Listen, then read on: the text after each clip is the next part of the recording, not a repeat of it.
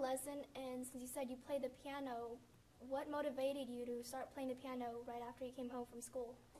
Well, this is, I was thinking about this as I was describing my son Greg, who plays the trumpet. I remember coming home in high school when I was studying piano a lot, and I would practice maybe 3 hours a day. And sometimes if something had gone wrong in school, like someone had really embarrassed me or some friend said something was really irritating and I thought they were a good friend or whatever, and I'd come home. I remember this happening specifically, coming home and being angry.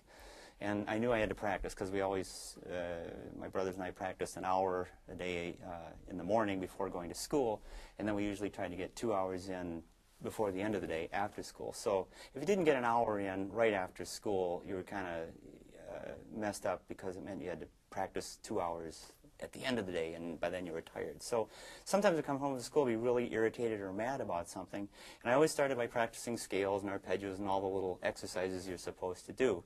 And I remember starting, you know, like this and being really angry and everything, and then suddenly, you know, as you get into it, you find that, you know, you're thinking more about the scales you're playing and trying to do it right and everything, and then by the time I get to the first piece out of maybe 3, 4, 5 pieces that I was practicing and working up during that time, all the anger would have disappeared.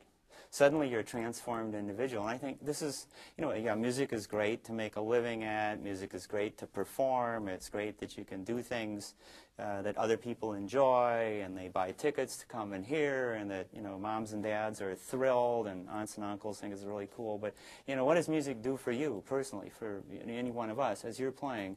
And I imagine you could verify this, that, you know, when you're playing your instrument and when things are going well, you lose track of time, as I was describing, and it works on you more than anything. I mean, that's, if it goes no farther than that, just you and your instrument playing, and you feel like you've reached kind of a new level of understanding yourself or communicating with yourself, I think it's worthwhile. It's great that you're all a member of an ensemble and that you're playing, and that calls for real togetherness and listening to who's doing what next to you and paying attention to the conductor. But even when you're by yourself doing something as mundane as practicing some scales or some exercises to get better, you know, that can transform your whole spirit, and you can feel differently. And I can't tell you how many times coming home like this from high school, I'd suddenly, after 10, 15, 20 minutes, find that I'm in a totally different mood. And it was always a better mood, every time.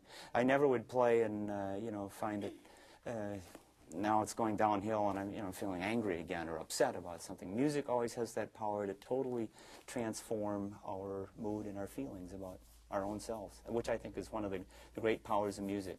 And that's one reason I do it.